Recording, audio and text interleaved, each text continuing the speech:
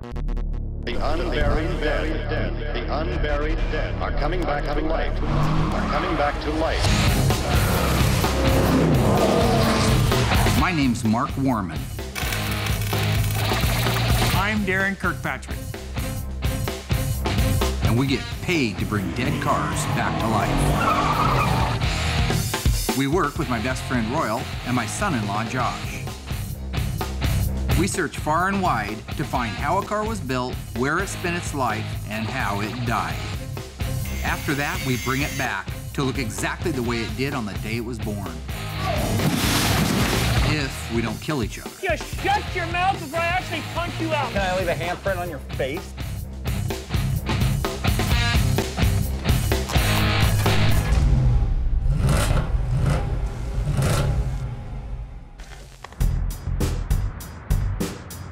So once again, Mark throws another curveball at me. My plate's already full, and he's having a hard time delegating exactly what I need to get done. First off, the 1971 black Cuda. He wants to get it lifted up on the shop crane so we can get it hoisted around and start getting things disassembled. So we got the purple sunroof Challenger all painted, detailed, and setting aside for assembly. Meanwhile, I got a phone call from the owner of the Phantasm Cuda, and he's really motivated to get that done. So we're gonna have to focus a lot of attention and really make up some ground fast on that one. The other thing is, he keeps mentioning to me about this new door and that I need to come in and work on a graphic for it. We're getting a brand new fire door from Cookson here in just a couple of weeks. One of the things I really got excited about was when I talked to the salesman, he said, if you want, we can do some special graphics, knowing what we do for a living down here. So immediately I started thinking, what would I want on that door? Our friends out at Wacom actually sent us this marvelous new piece of machinery, and I'm gonna take advantage of this thing. So for the last 2 years, Josh has been bothering me, bugging me, saying, we need one of these, we need one of these. And it's a Wacom tablet. I don't know everything that it does. I know they're pretty cool. I also know they're kind of spendy. So I put it off, I put off wanting to buy one of these. It's gonna make the process of drawing up this graphic easy. I mean, you can draw on the screen. Everything is right there at your fingertips, so you don't have to constantly sit there and dibble-dabble on the keyboard. I mean, it's got its own little stylus. I can zoom in, I can change my brush size. The screen, I can rotate it around just by twisting my finger. And I can even adjust the monitor. I can even lift it up all the way if I feel like standing. If I've been sitting too long, I can just lift it up and stand up and draw when it's flat like a table. So I thought, well, this might be an opportunity to kill two birds with one stone, so to speak. If I can get a good buy on the Wacom tablet and get Josh to do the artwork that I'd have to pay somebody pretty good to make it, why not? All day we got burned into it. Okay. Dude, I'm doing this for you, man. Josh was a nerd before, but I think if they have a nerd, now they have like a super nerd. Because all he does is sit there in front of that stupid tablet hour after hour after hour drawing things. He hasn't shown me anything, but he seems to be enjoying it. Again, yeah, all day. You're wasting my time. I'm doing this for you, okay? What is that? If you took all day to draw that, moving on. Who said they wanted a Chevy Camaro? I can't be happy about that. You took all day to draw that, or is that just a rough picture? It's next. More and I didn't think I could hate the first picture anymore. Go ahead. Garbage. Next.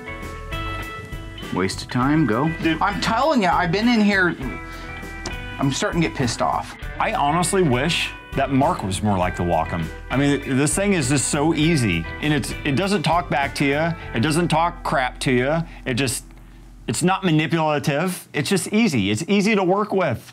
Something that Mark definitely has a challenge with. I used to be pretty artistic, so maybe my mind will mix with his and we'll think of something cool.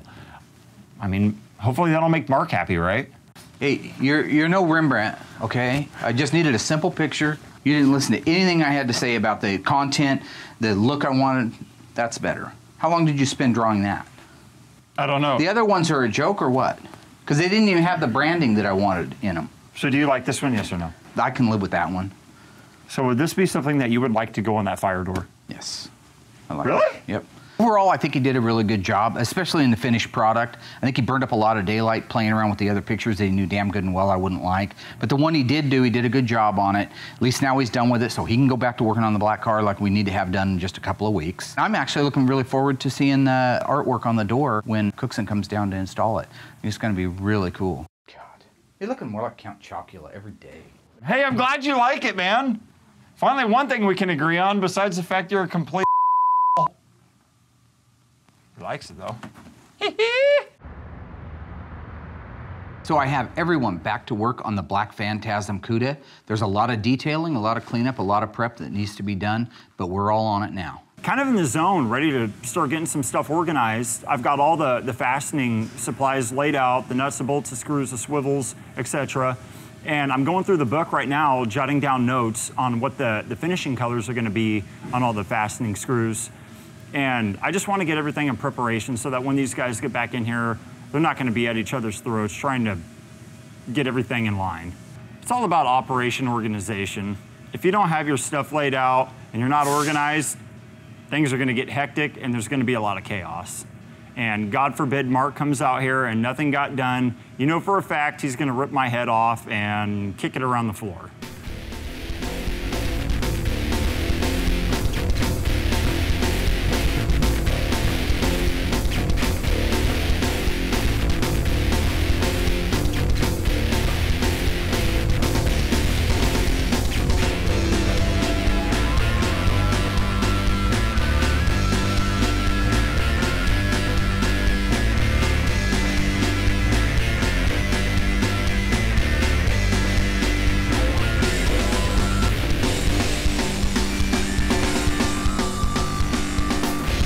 So after I signed off on the graphic, Josh got it sent in to Cooks & Cornell. I understand that it's now installed on the door, and they're sending interior tech down to have the door installed.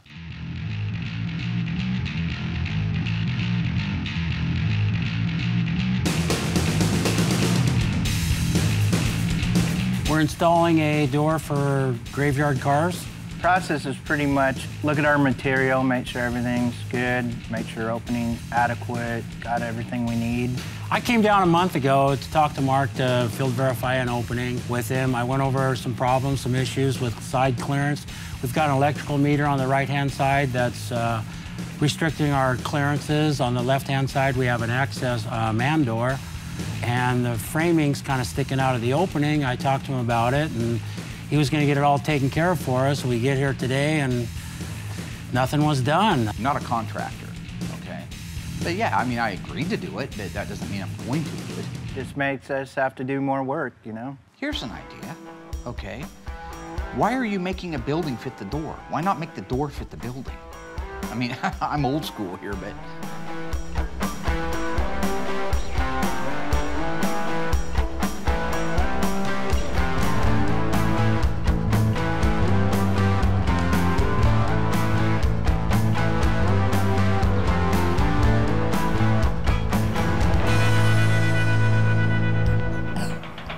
Wow, is that just gorgeous? Look at that.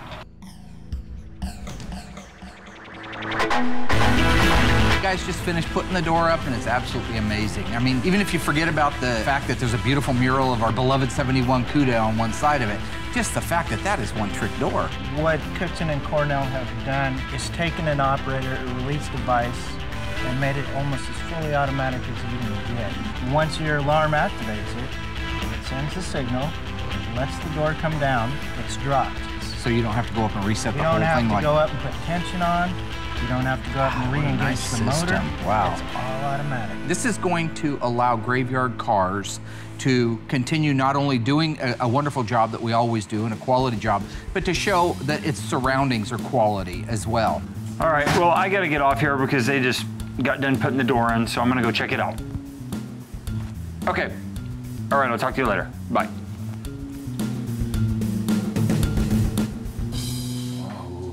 I just got done checking out the door for the first time, and it looks phenomenal. God, that looks great. My design turned out great, and I gotta give credit to our friends out at Wacom, because without them, I'd be in the back still doodling on a piece of paper having Mark yelling at me. Cindy, let's do this thing. Never ends, never ends. I need the bell housing and everything ready to go on that engine in about 15 minutes. Wait, Watch buddy. your fingers, gentlemen. Ow! You don't raise it up, I'm gonna slug in.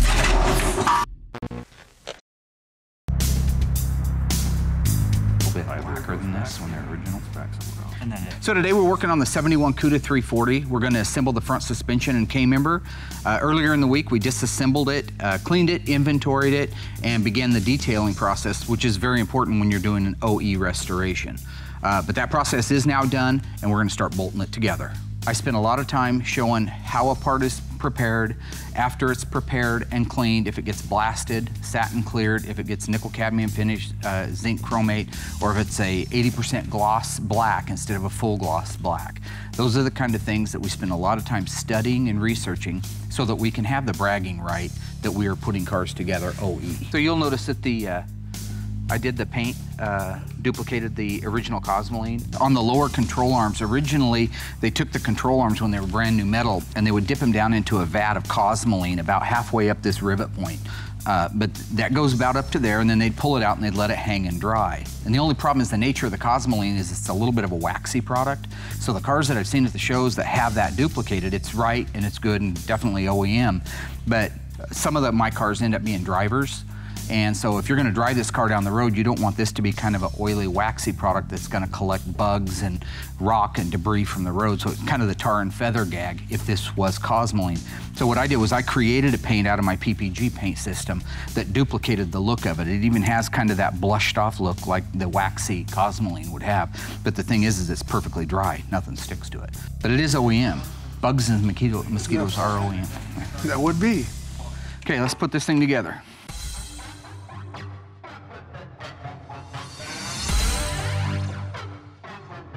Mark's in the zone. Darren and I are over there trying to put the steering box in, and Mark just comes right over, shoves us out of the way, and says, you guys are taking way too long. Why are you milking that long? I want to hammer these down to 150 foot-pounds. Nobody likes that anymore. You know what, dude? I don't want to strip it. God. Did you start it? Darren and I are trying to work together to get it done the right way and efficiently, but, I mean, Mark's always in a hurry to get stuff done, and that's how problems are going to start. Well, regardless, it doesn't matter. Okay, that doesn't work, fool. It doesn't work, Paul. In the case of an OE restoration, everything has to be OE. Not just the nut and the bolt and the washers and all the hardware that go on something, but the finish and the fit and the date codes. All of those things have to mimic whatever year that car was put together. That makes putting an OEM drivetrain together about 8,000 times harder than putting together some small block Chevy with a power glide behind it. Is there a certain way that these face, or do they go that? I mean, is it that? I always put them like that. It doesn't matter. If you actually So read they the book, clamp? he even talked about it in here. Another thing that I kind of get used to seeing on certain OEM restorations is people won't pay attention to what direction the bolt went in at the assembly plant. In some cases, not very often, it doesn't matter. And it seems to me that the only time it doesn't matter whether it goes front to back or back to front is when, like in the case of a tie rod, when you flip it over, whatever you had it in before will be facing the opposite direction. Need to turn the steering wheel. I'm gonna move this. Watch your fingers, gentlemen. Ow! I'm gonna move You this. give me a little bit of time. Watch your fingers, gentlemen. I'm gonna move this. Watch your fingers, gentlemen. Ow. Give him a little bit of time, Mark, maybe, to move. So we just finished putting the last few pieces on our front suspension K-member, so it's completely done now, which is amazing. We got it put together in like an hour, where normally we would have spent half a day doing it. So now that it is all done, all we've got to do is finish detailing the motor, transmission, and bell housing. We can set those on the cradle, and it will be ready at that point to have the car set down around the suspension.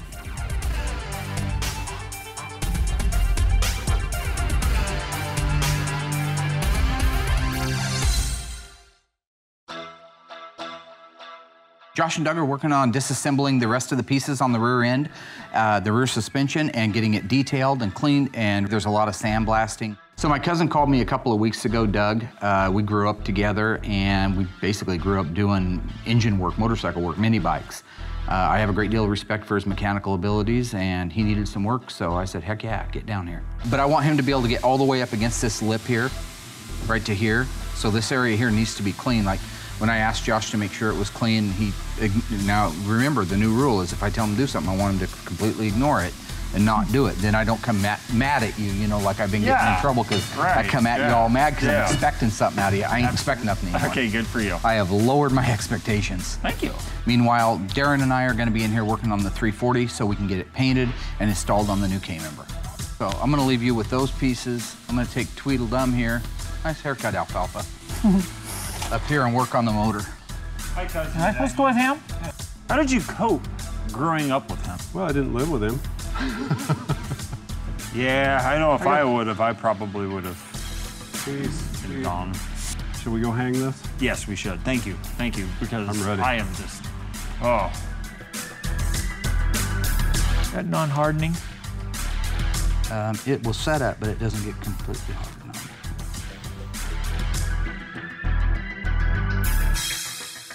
A lot of times when Darren and I are just working kind of one-on-one, we get along pretty well. He's a knowledgeable guy. In the case of the 71 stuff, he had a 71 340 car when he was younger. He remembers a lot of little details on it. So in this case, when we're getting along, we can get a lot done. Yeah, I'd make it even with the edge. So if you needed to cut some down, go ahead and do it.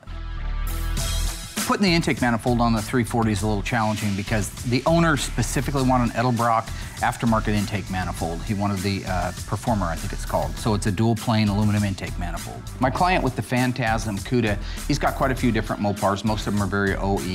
He wasn't as hell-bent on making sure that every little detail item was OEM. So he wanted to add the Edelbrock aluminum intake because he had one on a car when he was a kid. But I need the nipple for that. What did you call me earlier? I think it's like a 9:30 seconds. Because you know I'm fighting this stupid intake manifold and I got you picking at me just constantly. I'm trying to help you. No, but I'm not going to put this word on there what you called me anyway. What'd I call you? You called me an and he walked out. He'll be back. But I called him a bad word and, you know, sorry. So.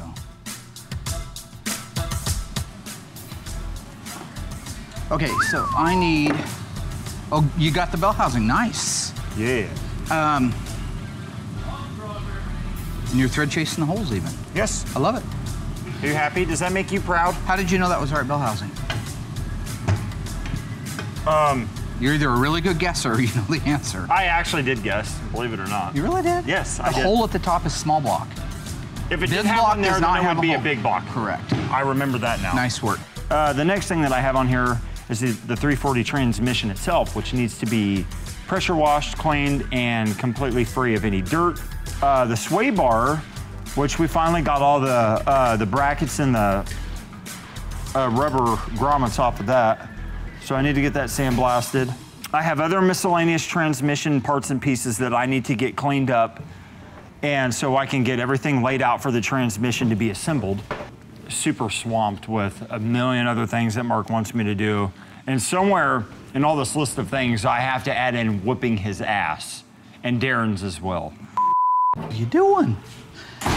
I need the bell housing and everything ready to go on that engine in about 15 minutes, and it doesn't look like it's any different than when I walked away from it. So is that possible? You okay? Now, in a matter of life or death, if I don't get it done in 15 minutes? No, fired and disowned from the family. Okay, that's more like it. I'd recommend going. You know, I think that I should have signed the prenuptials with you. You can't put the axles in without the seals being in. Orange means it's a sure grip. A great looking factory street Hemi orange. Do you remember what you said this morning? What did You were I going to start say? respecting Mark. I never said Yes, that. you Don't did. put words in my Yes, you mouth. did. You said you This were is gonna why I start go off the deep respecting end. us a little bit. No, whenever you or What's him with pay your finger for, pointing? dude, What's wrong? because you need to stop. What's wrong with you? You're getting in my head. Are you and listening, I not getting hate along you right now, again? dude. Don't. Oh my God. Have you ever had your nose broke? I had a guy try it once. Try to break your nose? Yeah, he Well, really- do or do not. There is no try. Okay. Either you did get your nose broke or No, you I did didn't. not. Okay. Why? Because you're cruising for it, man. Oh, okay. So do you know if the fuel pump goes on before it gets painted, before the engine gets painted? No. You really don't know? No, do you know? Yeah, I know. But you should know. It does go on. All the Mopars, except for the Hemi, the fuel pump goes on Why first. she said I know? Well, that's why I I thought asked we were going you. to look it up in the book. That's why I asked you. I It was thought- your chance to shine, but you can't. Well, I did know. Well, I don't know what to tell you, buddy. I ask you a question, you don't answer it. You can't be mad at me.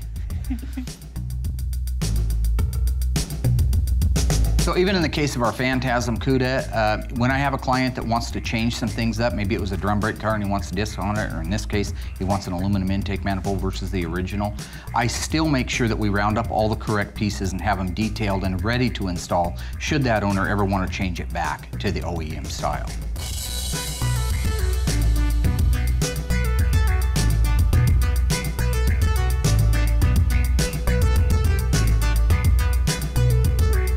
I'm not sure what it is, but it seems like all the stars are lining up just perfect right now. We are getting a lot done on the Black 71 Cuda. I don't know if it's just better spirits, better equipment, better lighting, better whatever, but we're actually rocking and rolling on this thing.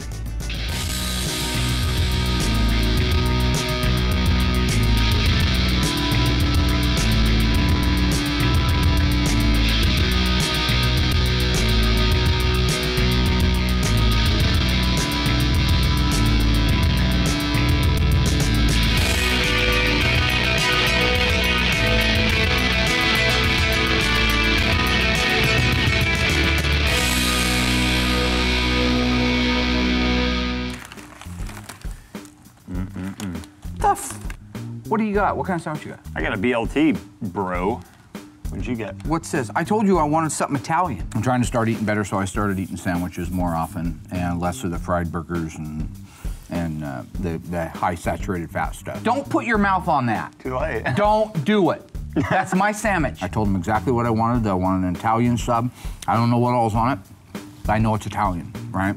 He came back with a chicken sandwich, which I had a bite of and it was good, but that's not the point. The point is, I was in the mood for Italian. I've been watching a lot of The Sopranos lately, and they eat a lot of Italian type of foods. What are you talking about? That's a BLT, fool. Mother. Welby's. So Mark sent me down to Quiznos to get us some sandwiches, and he asked for something Italian. He didn't specify exactly on Italian. I see chicken carbonara. Sounds kind of Italian, so I'll pick it up for him.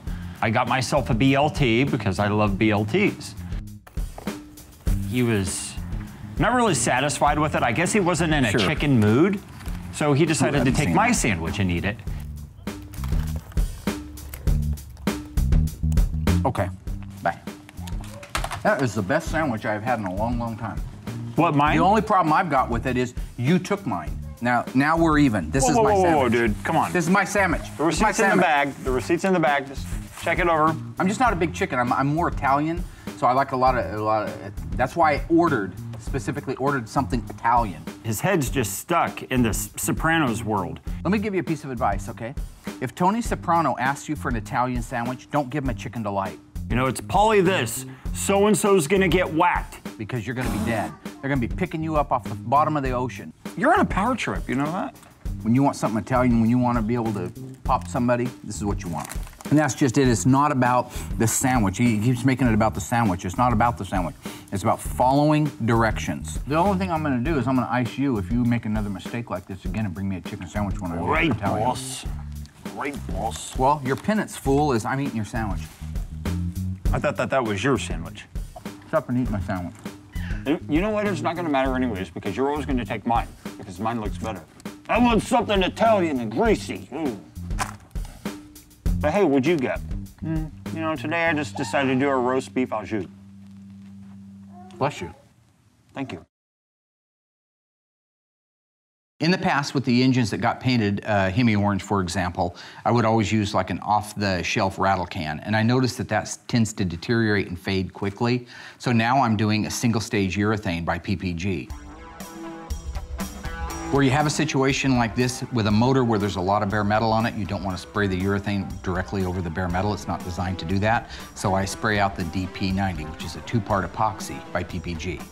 Once the DP90 is applied and flashed off, it's ready for the top coat. Once I mix up the color, I put it in the gun, and it's time to start spraying factory Hemi orange. What I like about it is when it's done, it's glossy, it'll stay glossy for years to come, and it's the correct color.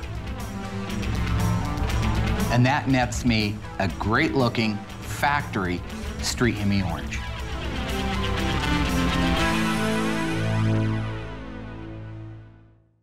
Now we just have to put the inspection line markings on, and it's ready to be installed. Honk! Went the big 440. I'm gonna slug in.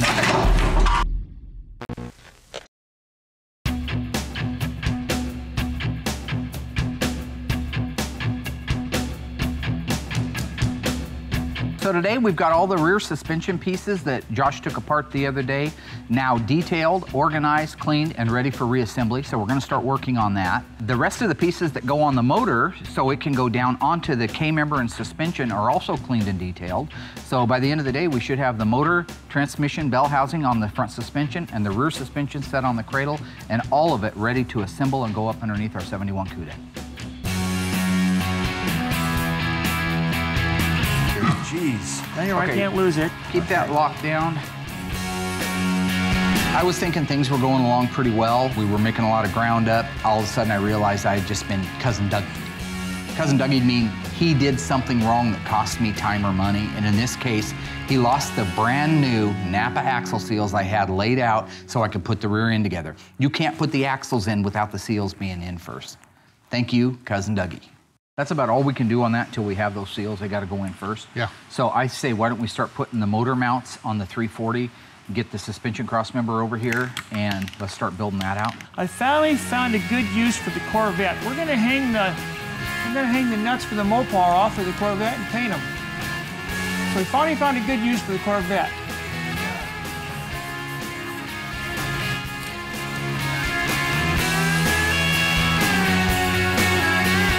You know those idiots are going to be over there for the next 2 hours looking for the same bolt sitting right at the top of the toolbox. Meanwhile, I'll have to figure out what to do with the engine that's not suspended. There went the breaker. There's back on. Sorry. Hate their guts. No, no. Don't be sorry. Don't be sorry, Royal. I was trying to get stuff done. Yeah, that's what I always get the impression of. Okay. Not big well. Behind you, buddy, don't step back. But I don't think that's going to work. I don't So think you that's had gonna go in geometrically between there. got it. Well, yeah. Okay. why don't you try I did being not. nice I to did not. him? I thought when we You pulled weren't this arm listening. out this far that we were okay. The motor is too far back on the cherry picker to be able to lower it down onto the K-member, so we need to suspend the motor a different way. We can hook it up to that crane. You almost need to. Almost gonna have to. Here we've got the legs on the cherry picker that are too long. And so when we try to get in and hover straight over the center of the K-member, we can't get in that far. What are we gonna do? I gave the guys permission, move it over to the shop crane, raise it up in the air, put it wherever you want, drop it down on that K-member. And in the case of this, I don't have to worry about the Three Stooges forgetting to put a bolt in the cherry picker leg and having the whole thing come tumbling over like it did a few months back. Right one for this. Yes, it is. Very nice.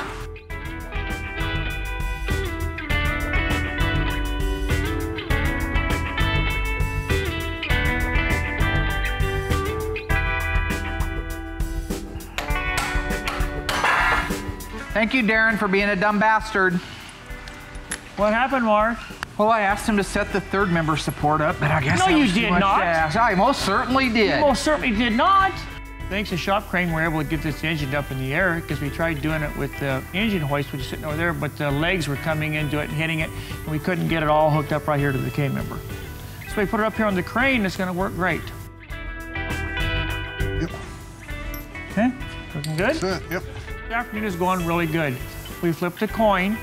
The loser had to work with Mark. I won, I got to work with Royal, so things are going actually good. So Josh got stuck with Mark. Do you remember which ones are which? Yeah, I hope so, man, I always do. because I don't. These are really easy, Josh. You won't remember this. I don't know why I didn't take my time, but that hole, these things look identical. That hole has to face forward. It'll only go on one side and still face forward. Right. So if you put this on the other side and that hole's facing backwards, that's the emergency brake cable. So therefore it won't work. Right, so remember that.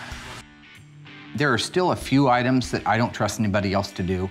When it comes to actually bolting the engine together, unless I have my engine builder do it, I want to do it. When it comes to putting a transmission together, I want to do it. Rear axle, same thing. You've got to know how to set the preload on it. You got to make sure that the seals are greased. If you want this thing to not fail, I should be the guy to put it together. Okay, I am ready to put the rear axle in. I need my flange. My blanc gaget. Call it goober juice. Drive shaft is a propeller shaft. That's what Chrysler calls it. It connects the transmission output shaft to the rear axle. When it's connected and spinning, that's what makes your wheels go around on the outside.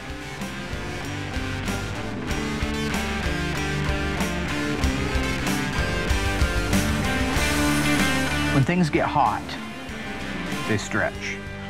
Okay, so you're going down the road, everything gets a little bit of play to it. it gets a little bit longer, a little bit wider. You want a certain amount, that means also when it gets cool that it sucks up the other direction, okay? So if this axle did not have a little bit of slack in it, like if I couldn't go chunk, chunk, chunk, chunk, chunk, chunk when I'm done, or you go out on the road test for any period of time and there's no end play in it, that rear end will seize up because everything will shrink, start getting close together like that, and then bam, you'll blow a bearing out. Wow.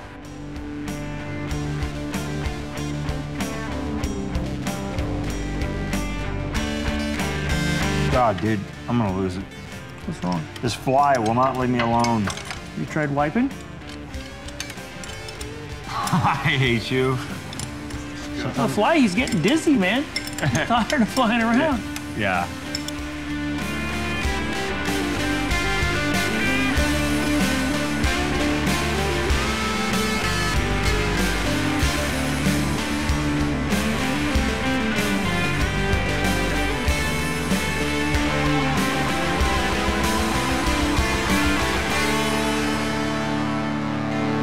Treating me okay. He was helping me.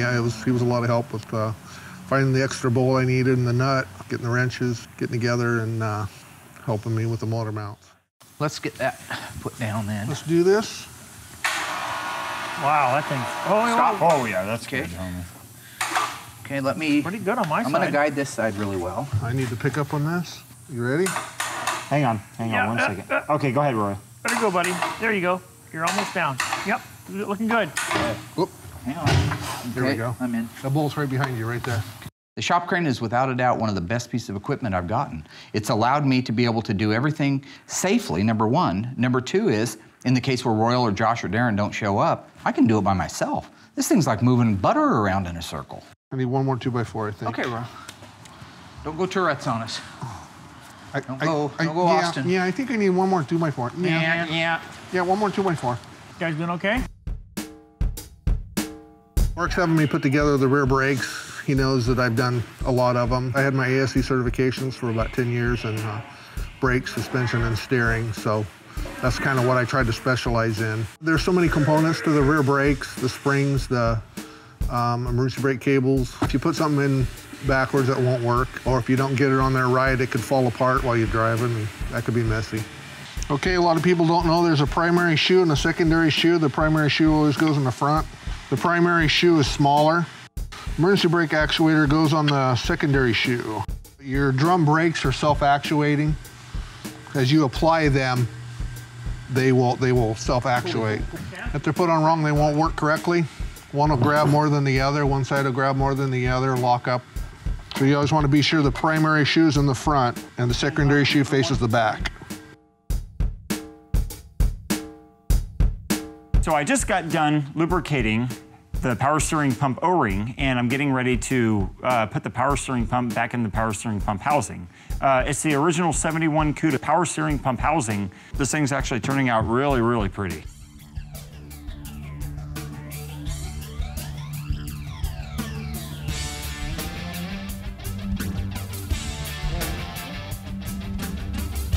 There's a few pieces you have to put on, such as the crank pulley, power steering pump, alternator, etc. And that dresses the motor out the rest of the way.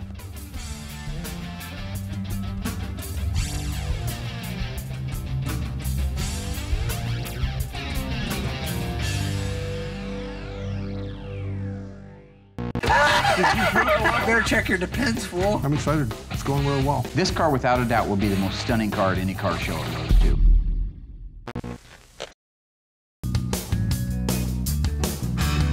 So we are done with the final assembly of the motor, transmission, bell housing, and shifter assembly, as well as the rear axle and leaf springs. So now we just have to push it inside the assembly room, put the final inspection line markings on, and it's ready to be installed in the car. I know that the transmission gets 2 white marks down at the very back of it, right down there. One of the things that I think sometimes gets overlooked when you're doing an OEM restoration is the duplication of the assembly line markings. An assembly line had employees, it had humans that were working on it, as well as all the automated equipment. For the guy at the beginning of the assembly line to let the guy at the end of the assembly line know that all the bolts for the shackles had been tightened down, he would put a swatch of paint on there.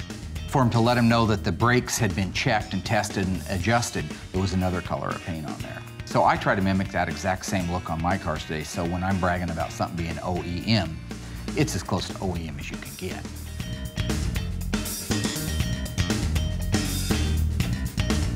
And do you know why they do orange? Orange means it's a sure grip. They got rid of, in '71, they stopped using the tag that said sure grip on it, and they just put an orange paint around the filler.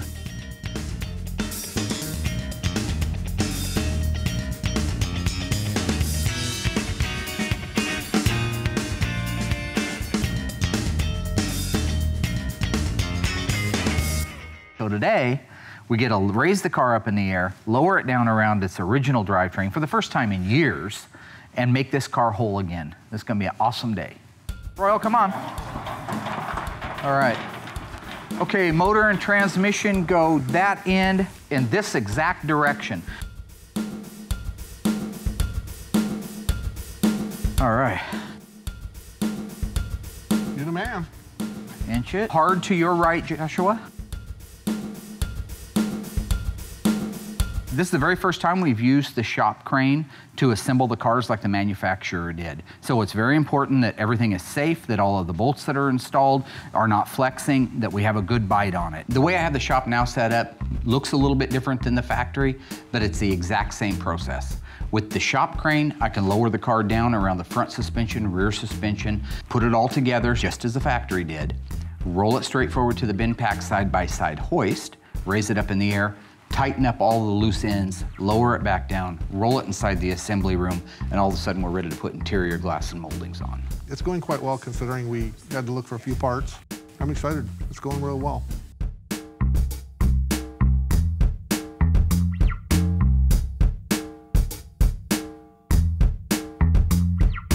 It's funny because when I was a kid, I did quite a few motors in my different cars. The way to do it was to raise the car up in the air on jack stands or logs, whatever you had. Take the hood off and take the motor and dive it in from the top. It was a lot of work. You usually beat the hell out of your firewall and all the aprons around it. I kind of wish I knew then what I knew now, and I probably would have tried to duplicate the factory even back then.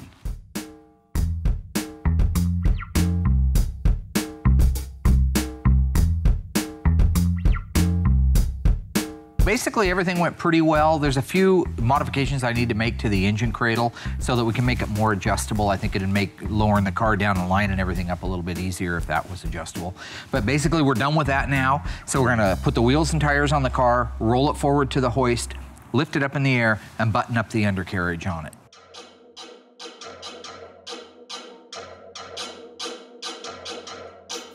Our 71 Coupe is supposed to have the 15.7 Rally with the Goodyear Polyglass GT60 tires on it. The tires aren't here yet, so I'm gonna use the wheels and tires from the Daytona Charger, put them on there just so I can roll the car around and get it back into the assembly room.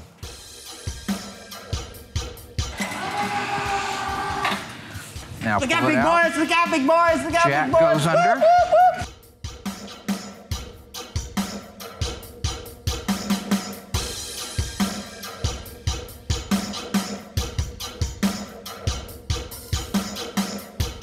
Royal steering, that's all I can say is royal steering. All right. Our town.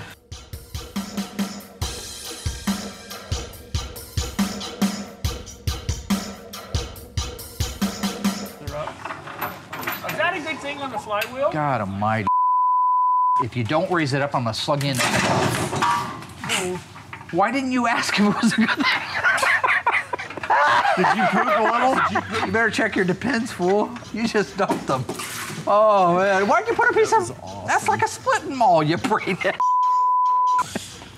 You're just stupid. Give me that piece of wood. Yep. How's that, friend? Good.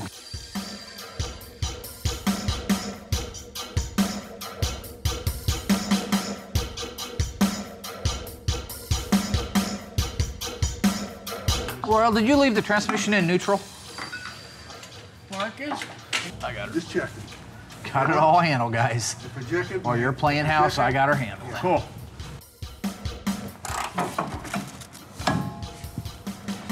See, if you didn't have those clips in there, that thing would fly out. Why'd you say why would I lie? The guys start drilling me on making sure that I got the drive shaft installed right. I don't know who they're talking to. This has happened to me before. This isn't my first time to the fair, okay? So I told them about the time me and little Tammy C was coming back from Marcola in my Charger, and the U-joints came apart at $1.20. We're driving back. I said, that's the kind of church we ought to get married in. I like that little church. She says, what makes you think we're getting married? Well, because a few weeks ago, you said you wanted to get married. Yeah, well, we're a little young, aren't we? Okay. Perhaps you haven't met the gas pedal yet. Boom! I hit the gas pedal. I holds it to the floor. What's your point of your story? Clonk! Went the big 440. Clap-bop! Went the 440. Kabong! 120 miles an hour, the yoke let go of the back end. After the drive shaft comes out, it takes about 1.5 miles to coast to a stop. I look over and say, hey, now listen, don't start. Bam, the door's shut. She's out and walking home. Good. Okay, Josh. 778, I believe that is the right-hand side, and 779 is the left-hand side. They should be labeled too, like it should say R. Yeah, see? 778 R, so here's the left. 779 left. All right. I think one side goes one way and one side goes another. Okay.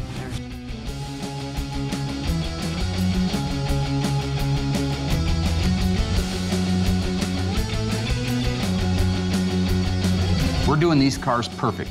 We are doing them exactly the way the factory did, only 40 years later.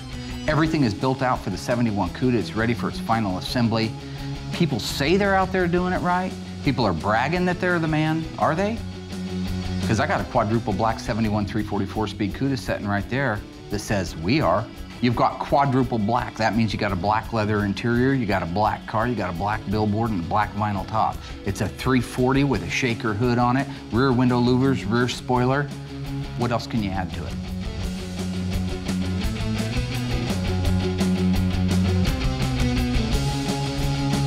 This car, without a doubt, will be the most stunning car at any car show it goes to. Probably one of the most stunning cars in the world.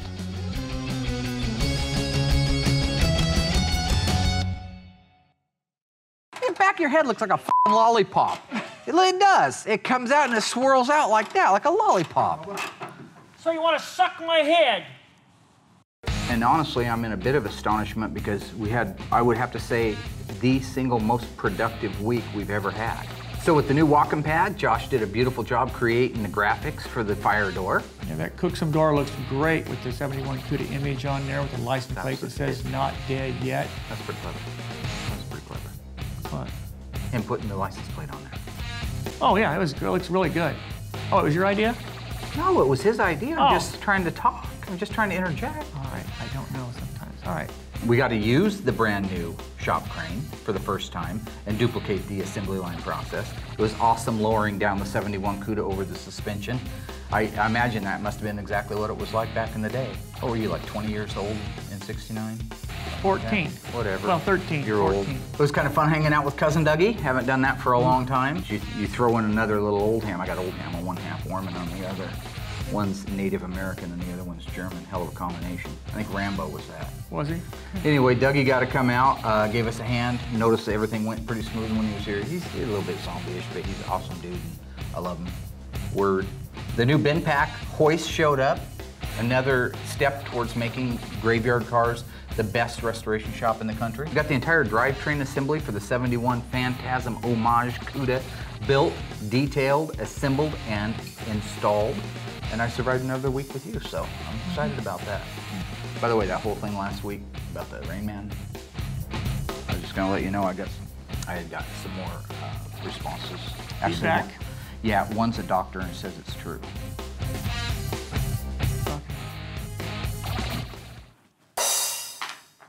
$3 quarters, 2 pennies, a dime, and a nickel.